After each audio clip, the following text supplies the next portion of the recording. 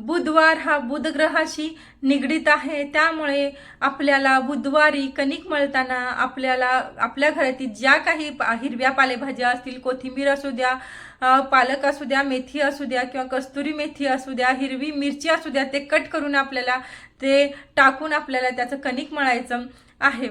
जो गुरुवार आहे तो गुरुग्रहाशी संबंधित आहे, त्यामुळे गुरुवारी आपण जेव्हा कणिक मळतो त्यावेळेस आपल्या पिठामध्ये हे थोडेसे हळद टाकवायचं आहे किंवा बेसनही आपण टाकू शकतो, त्यामुळे हे टाकून आपल्याला कणिक मळायचा आहे, त्यामुळे आपला गुरुग्रह नक्कीच मजबूत होतो।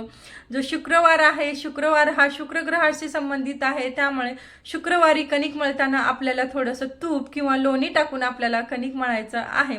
आणि जो शनिवार आहे तो शनिग्रहाशी मजबूत संबंधित आहे, तर शनिवारी कणिक मळताना आपल्याला थोडंसं तेल टाकून हे आपल्याला कणिक मळायचं आहे, त्यामुळे आपले ग्रह हे मजबूत होण्यात नक्कीच मदत होते। श्री स्वामी समर्थ।